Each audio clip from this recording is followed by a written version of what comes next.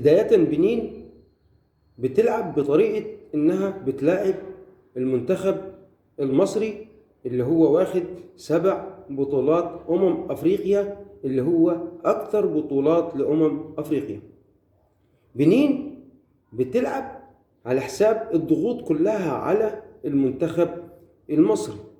بنين بتلعب على إنها في مرة خرجت المغرب من دور المجموعات في البطولة الأفريقية.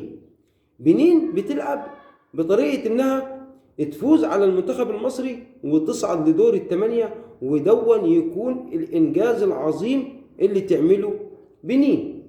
بالتالي تفكير حسام حسن أو المنتخب المصري غير تفكير المنتخب البنيني أو المنطق للمنتخب البنيني. حسام حسن عاوز يطلع من المباراة دي بأقل خسائر ممكنة، ما يجازفش باللعيبة كلها، لأنه حسام حسن عكس بنين.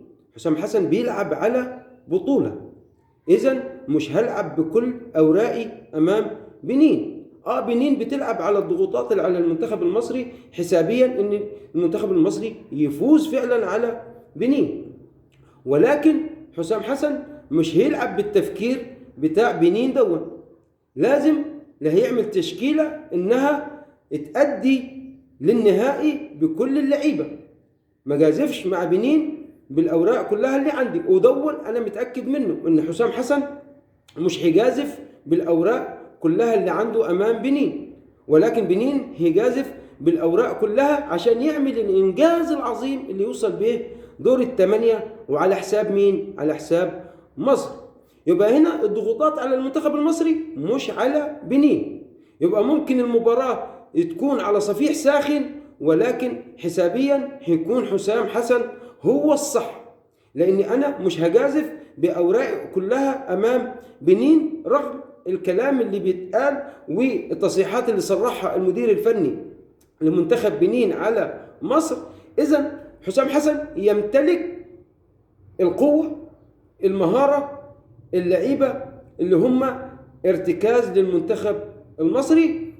مع شوية تركيز المنتخب المصري هياخد المباراة من بنين وبسهولة جدا، لأن بنين طامحة إنها مع الضغوطات اللي على المنتخب المصري إنها تخطف المباراة، ولكن التاريخ بيقول غير كده، حسابيا بيقول غير كده.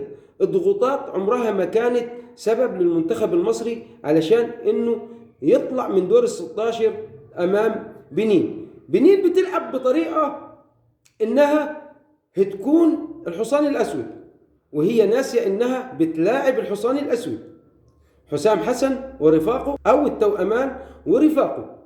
عندنا محمد صلاح، عندنا عمر مرموش، عندنا تريزيجيه، عندنا مصطفى محمد، عندنا زيزو، عندنا إمام عاشور، عندنا لعيبة كتيرة خط الوسط بداية من مروان عطية، عندنا صقور في الدفاع ياسر إبراهيم اللي بالنسبة لي مفاجأة، ياسر إبراهيم بالنسبة لي مفاجأة في البطولة دي، محمد هاني، كتير كتير كتير. عندنا رجالة تسد والاحتياج ليها. إذن بنين بتلعب بالنار، وتصريحاتها كانت غير موفقة على المنتخب المصري.